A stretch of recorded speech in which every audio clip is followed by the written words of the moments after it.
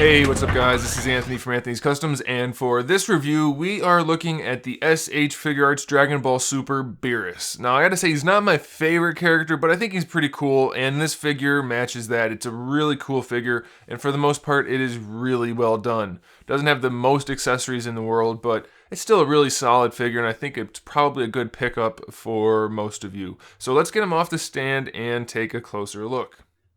Okay, so this guy stands roughly 6 3/4 inches tall to the top of his ears, which makes him just about 17 centimeters. That means he's pretty tall.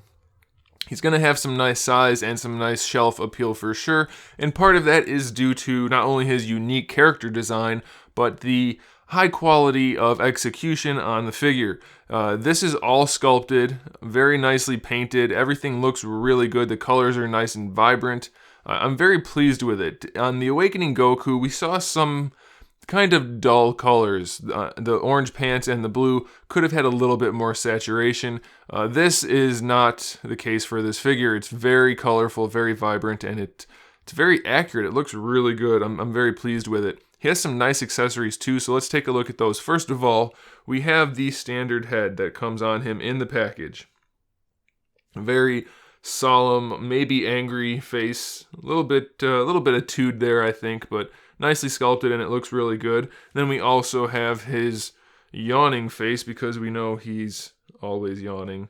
He's either bored or tired or both. So we have that nicely executed with the teeth and the tongue, nicely painted, separate parts in there so that it doesn't have any paint issues at all, really. And I want to point out on all of them, the little ear thing is nicely done also.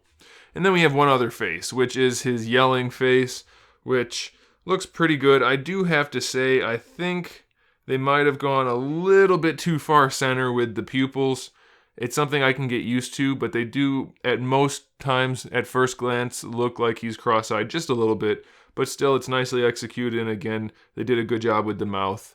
So, it's a cool head sculpt, and the entire heads are just interchangeable with a ball peg, so no worries about swapping the ears or anything like that. You can just pop the head off and pop a new one on.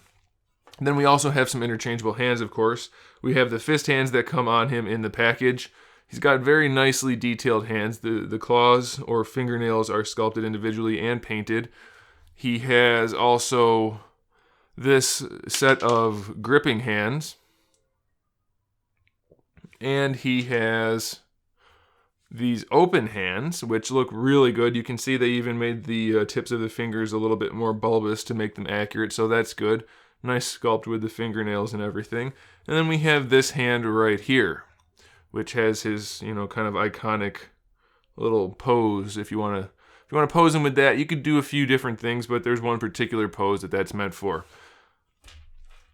So let's take a look at the articulation. Articulation is pretty important on these guys, as that's what they're intended for. One thing I wish SH Figuarts would stop doing for these figures is the articulation for the neck, or for the head. This ball hinge right here is not the best setup for a head, because you can't really swivel it around enough to use it properly. You have to take the head off, rotate the joint around, and then you can use it at an angle or whatever it is that you want to do. It's much more beneficial for a figure to have just a double ball peg. If the double ball peg is executed properly, it's better than this. However, this isn't a terrible situation. It's just not as good as it could be, and it would actually save them money to go with the double ball peg. So it's a little curious why they haven't, is all. We have a single ball peg for the neck down there underneath. And this is another issue. This little joint is sometimes a pain in the butt to connect heads to. Alright, so there we go. And then for the shoulder, it's basically the same as all your other SH Figuarts, or at least most of them. We have the ball peg that connects the arm to the torso. We have the ball pegged sleeve. In this case, it's just this top part here. But that's just a little tiny ball peg in the back of the arm. We have the standard ball hinge in the shoulder itself. Shouldn't be too limited by this thing, though it is a little bit. You could have a little bit better range there, but it's still good. We have our bicep swivel, our double jointed elbow, which gives us really good range of motion. No problems at all there. And then we have our wrist joint, which is the same as the head, essentially. And this is another one that I wish they would change. That little joint, it takes a lot of force to pop the hands off. And if you look at this angle, it's a little tiny piece of plastic. So I'm always afraid that this particular joint, when the hands have any difficulty coming off at all, I'm always afraid that it's going to break. I wish they would go the route of the Bruce Lee figure where it's got more of a straight peg, a lot less likely to break. It's functional. You have really good range on this guy, both in the joint itself and the ball peg the hand is connected to. It's just really, really risky, so you have to be careful. Really good range, though. These ones do have that little bit of a weird design in that sticks out a bit, but that's not a big deal. For the upper torso, I think it's just a double ball peg, or actually it looks like a single ball peg. You can lean it pretty far back, but there's a good size gap in the front. Doesn't lean that far forward, so that's a little bit limited. Does lean side to side pretty well, and it does rotate. Then the lower torso is on a single ball peg, and that will lean a little bit forward and back. Pretty good range. And it'll also lean side to side and rotate. So even though you have some limitations up here, it's still pretty good range of motion. You shouldn't have too much trouble posing him. The belt and this thing are a floating piece. They're separate. They're not connected.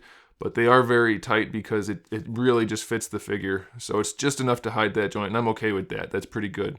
The hips are not the new style of hips. They are the older style with the hinged ball peg. So you can drop them down, and then you have the ball peg in there, which the legs can move around. And then, of course, the thigh can move around that socket. So you have your thigh swivel. But the legs are pretty good. They don't go to the side so far, but it's definitely far enough. I mean, you're not going to make them do perfect splits, but it's pretty darn far.